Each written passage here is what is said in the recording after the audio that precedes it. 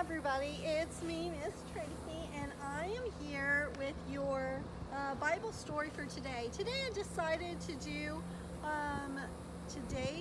it's typically our Bible learning activities, but today I'm doing another story because this week we're doing two stories and both of them were kind of big.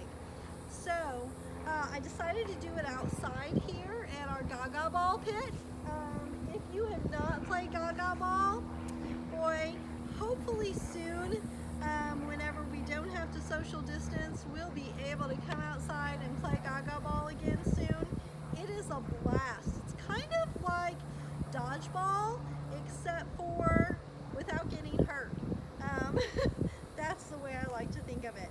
Well, today's Bible story, this comes from the Jesus Storybook Bible that we've been reading through, and this story is called The Girl No One Wanted.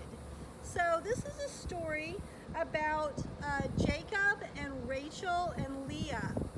Well, it's really about Leah. So Leah, she felt ugly and unloved, and Jacob became her husband, and Jacob really did not love her. He loved Rachel, and he also became Rachel's husband.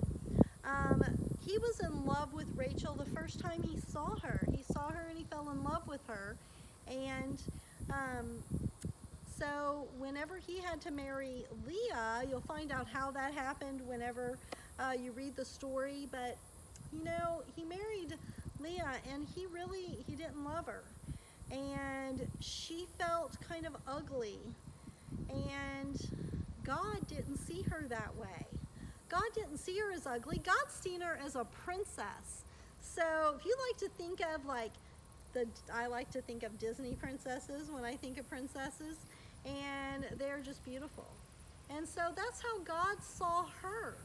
So I thought today, and to get back to the story before I tell you our Bible learning activity, the story goes on, and God blesses Leah because no one else loved her. God loved her, and he showed her that love, and he allowed her to have many children, and Jesus comes through that, through her grandchildren. That's where Jesus comes from, which is really cool. So she's related in that way. So I thought it would be cool to do a little activity to think about how God sees you. So you might see yourself as ugly or something like that, but I want you to then to think about how God sees it. So think of a couple of things of the way that you see yourself, and then knowing that God loves you like you are his child, because you are, and he is your parent, loves you that much. Think about that and think about how he sees you. So if I would say, you know what, I think my nose is really big and it's ugly, and God would say, how God would see that is, God would say, your nose is perfect. Your nose looks just like mine, and I made it that way on purpose, and it's perfect. And if I would say something like, you know what, I'm really not good at basketball. I just cannot dribble the ball. I'm no good at it.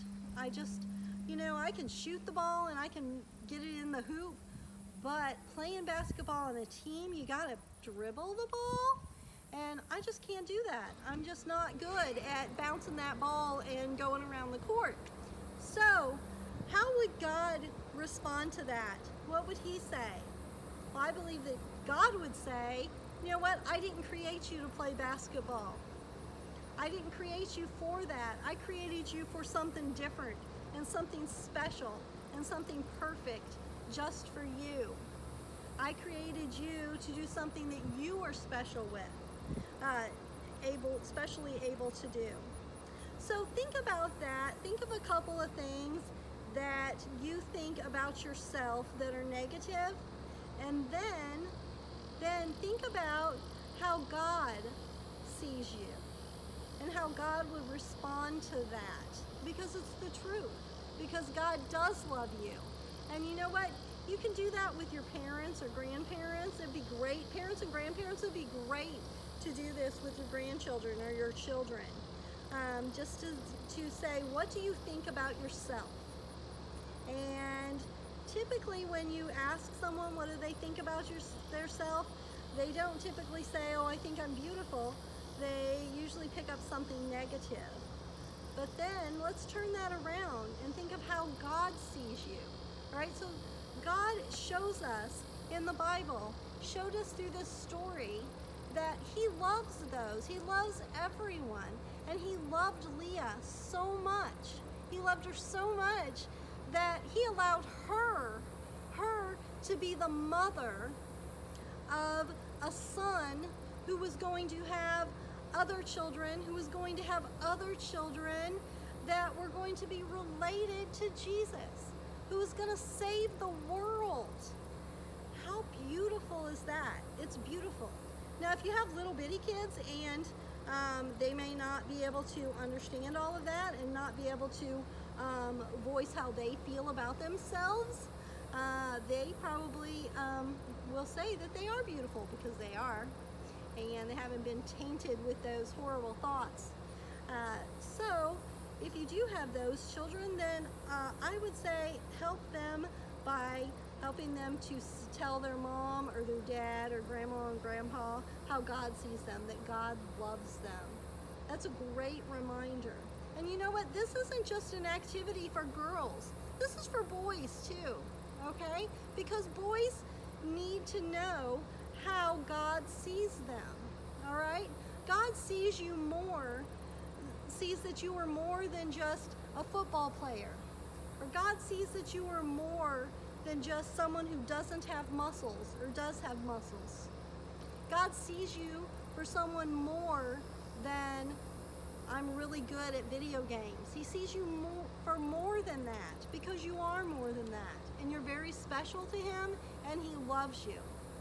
So I hope that you're able to work through this activity with someone. I know it wasn't something hands-on, but we're going to be doing one of those this week come Sunday. It'll be a lot of fun. We'll be working on, I'll give you a hint, it's going to be a rainbow. It's going to be really cool. So check back with me on Monday or on Sunday, and if you have not yet registered for Sunday Kids Worship, please do that. It's going to be great, and we have limited spaces, so you'll want to do that right away. I hope to see you guys all soon. Bye-bye.